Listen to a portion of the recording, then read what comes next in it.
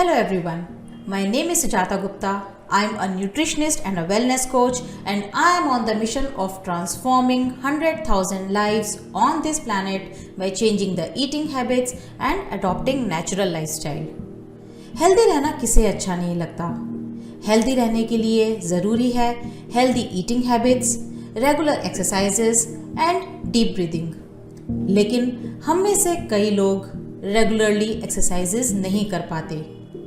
May be because of lack of time, early office hours and busy schedules. As a result, उन्हें कई तरह की lifestyle बीमारियां शुरू हो जाती हैं, जैसे blood pressure, diabetes, thyroid, knee pain, joint pains, obesity, which is again a reason for so many health problems, and even asthma and cancer. आज के इस वीडियो में मैं आपको बताऊंगी प्राणायाम के बारे में, जिसके द्वारा हम इन सारी बीमारियों को बिल्कुल ठीक कर सकते हैं।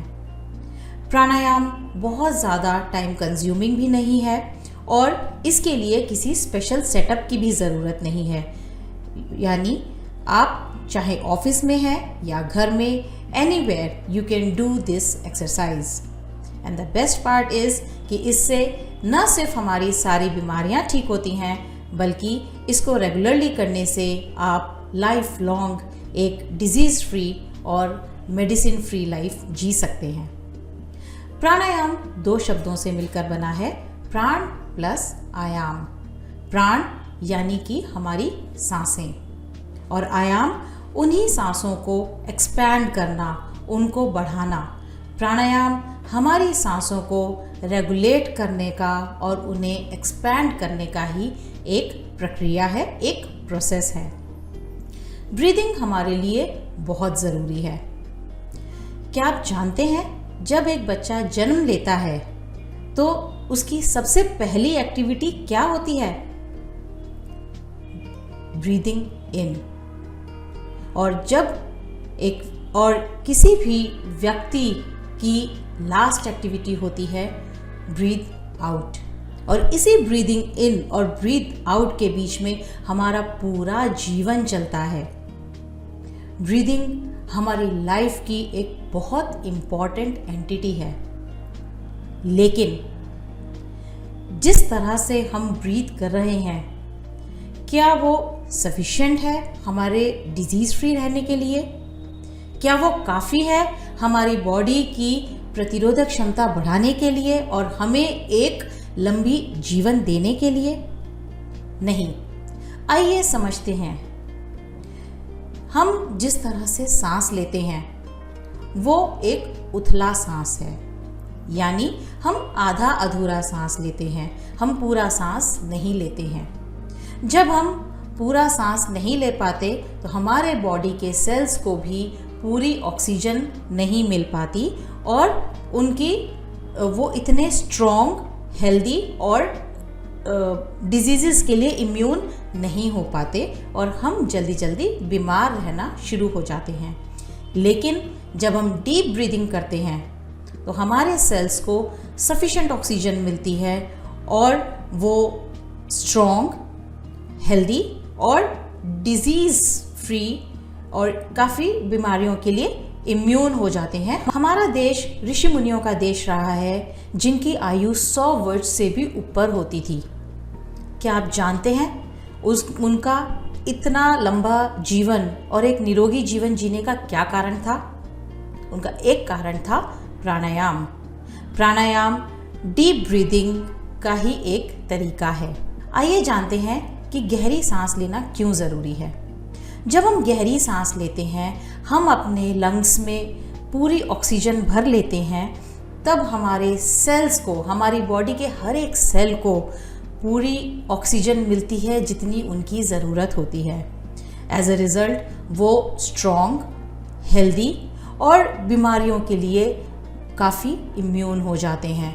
हमारे शरीर की प्रतिरोधक क्षमता बढ़ जाती है, बीमारियों से लड़ने की ताकत बढ़ जाती है। डीप ब्रीदिंग करने से सफिशिएंट ऑक्सीजन जब हमारे शरीर में आती है तो जैसा कि हम जानते हैं, हमारे ब्रेन को हमारे बॉडी से 25% ज़्यादा ऑक्सीजन की ज़रूरत होती है। डीप ब्रीदिंग करने से ब्रेन की वो रिक्वायरमेंट भी पूरी हो जाती है और अब हमारा ब्रेन ज़्यादा अलर्ट, ज़्यादा एक्टिव और ज़्यादा प्रोडक्टिव होता है और हम भी बहुत ज़्यादा एनर्जेटिक हो जाते हैं। ऑक्सीजन हमारे लिए बहुत ज़रूरी है। हम खाना खाए बिना कुछ हफ्ते रह सकते हैं, पानी के बिना हम कुछ घंटे रह सकते हैं, लेकिन ऑक्सीजन के बिना हम कुछ मिनट भी नहीं रह सकते। जैसा कि मैंने कहा, प्राणायाम डीप ब्रीदिंग का ही एक तरीका है और जब हम प्राणायाम रेगुलरली अपनी ज़िंदगी में करना शुरू कर देते हैं तो हम अपनी बॉडी को रोज़ सफिशिएंट ऑक्सीजन देकर उसे हेल्दी और स्ट्रॉन्ग बना पाते हैं। आइए जानते हैं प्राणायाम कैसे किया जाए। प्राणायाम करने के लिए आप सुखासन, पद्मासन या कोई भी कंफर्टेबल पोज में बैठ सकते हैं, लेकिन इस बात का ध्यान रखना ज़रूरी है कि प्राणायाम करते वक्त हमारी रीढ़ की हड्डी, हमारा स्पाइन बिल्कुल सीधा हो। प्राणायाम करने के 3 स्टेजेस या 3 स्टेप्स हैं। पूरक यानी इन्हेलेशन, सांस अंदर लेना, कुंभक यानी सांस को होल्ड करना और रेचक यानी एक्सहेलेशन। आइए देखते हैं कि हमें प्राणायाम करना कैसे है। शुरू के 4 काउंट्स में मैं गहरी सांस लूंगी।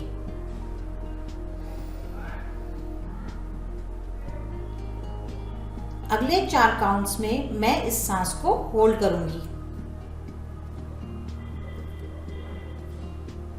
और अब अगले 4 काउंट्स में मैं धीरे धीरे ये सांस छोड़ूंगी।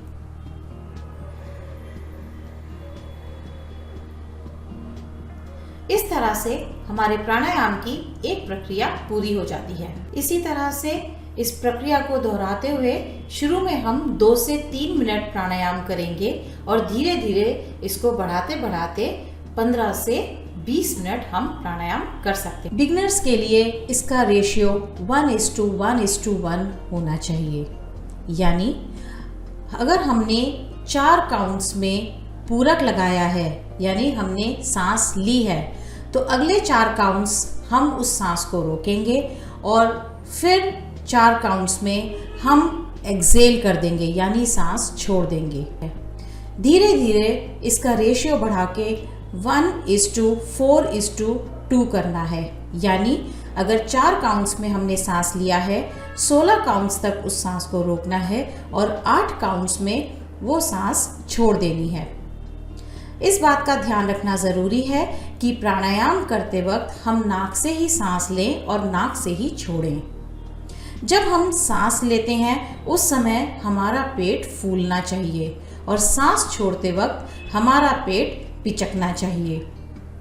प्राणायाम करते वक्त इस बात का भी ध्यान रखना ज़रूरी है कि हम फर्श पर कुछ चादर, कंबल या दरी जैसा कुछ बिछाएं। अगर हम बैठ के कर रहे हैं तो बिल्कुल ज़मीन पर हम डायरेक्ट इस प्राणायाम को ना करें। प्राणायाम खाली पेट ही करें।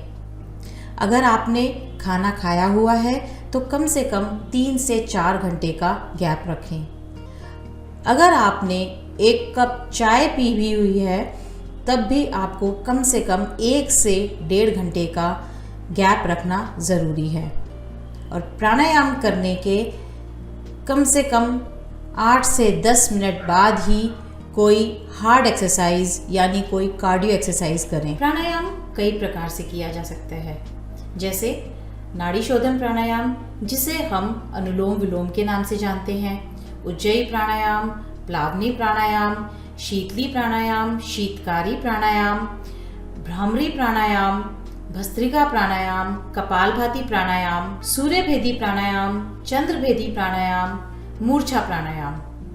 इन सभी प्राणायाम के बारे में ज़्यादा जानकारी लेने के लिए आप मेरा नेक्स्ट वीडियो देख सकते हैं। आइए जानते हैं प्राणायाम के बेनिफिट्स के बारे में। पहला बेनिफिट, प्राणायाम हमारे वेट लॉस में मदद करता है और हमारे एब्डोमिनल फैट को भी कम करता है। क्योंकि प्राणायाम करने से हमारे सेल्स का मेटाबॉलिज्म बढ़ जाता है। As a result weight loss easily हो पाता है। प्राणायाम एक ब्लड प्यूरीफायर का भी काम करता है। इससे हमारे हार्ट रिलेटेड सारी प्रॉब्लम्स ठीक हो जाती हैं। ये ब्लड प्रेशर को भी रेगुलेट करता है। ना सिर्फ हाई बीपी को कम करता है, जिन लोगों को लो ब्लड प्रेशर की शिकायत रहती है उनका भी ब्लड प्रेशर नॉर्मल कर देता है। डायबिटीज़ वालों के लिए प्राणायाम बहुत बेनिफिशियल है। ये ब्लड शुगर को रेगुलेट करता है। प्राणायाम करने से हमारी लंग कैपेसिटी बढ़ती है। एज अ रिज़ल्ट जिन लोगों को बलगम की शिकायत रहती है उनके लिए प्राणायाम काफ़ी बेनिफिशियल है। ये हमारे नेज़ल पैसेजेस को क्लीन करता है। जिन लोगों को खांसी, जुकाम, नज़ला और साइनसाइटिस की दिक्कत है उनको प्राणायाम रेगुलरली करना ही चाहिए। प्राणायाम हमारे ब्रेन की ताकत को भी बढ़ाता है। प्राणायाम करने से हमारा डाइजेशन इम्प्रूव होता है, हमारी बॉडी की इम्यूनिटी बढ़ती है और ये हमारे ब्रेन के लिए भी बहुत इफ़ेक्टिव है और बहुत इम्पॉर्टेंट भी है, क्योंकि ये हमारे ब्रेन को स्ट्रॉन्ग करता है, हमारी डिसीजन मेकिंग एबिलिटीज़ बढ़ाता है। प्राणायाम बड़ों के लिए ही नहीं, बच्चों के लिए भी काफ़ी बेनिफिशियल है। अगर हम बच्चों को रोज़ थोड़ी देर भ्रामरी प्राणायाम कराएं तो उससे उनकी कंसंट्रेशन पावर बढ़ती है, मेमोरी रिटेंशन टाइम बढ़ता है और उनके ब्रेन का ग्रे मैटर जो इंटेलिजेंस के लिए रिस्पॉन्सिबल होता है, प्राणायाम रेगुलरली करने से वो ग्रे मैटर भी बढ़ता है। बच्चे बहुत जल्दी प्रॉब्लम्स को देख के पैनिक नहीं होते हैं, उनकी प्रॉब्लम सॉल्विंग कैपेबिलिटीज़ बढ़ जाती हैं और ये उनको पढ़ाई में बहुत ज़्यादा मदद करता है। प्राणायाम अपने आप में बहुत अच्छी प्रक्रिया है। प्राणायाम सबको रोज़ करना चाहिए और इस प्राणायाम को करके हम ज़िंदगी भर एक डिजीज़ फ्री और मेडिसिन फ्री लाइफ जी सकते हैं और हम इसको जीना चाहते हैं, ऐसा हमारा प्रॉमिस है। आप वादा कीजिए, आप आज से प्राणायाम करेंगे ना, और इसको खुद भी कीजिए, अपने आसपास वालों को भी बताइए ताकि उनको ज़्यादा से ज़्यादा इसके बेनिफिट्स मिल सके और वो भी आपकी तरह एक डिजीज़ फ्री और मेडिसिन फ्री लाइफ जी सकें। Thank you.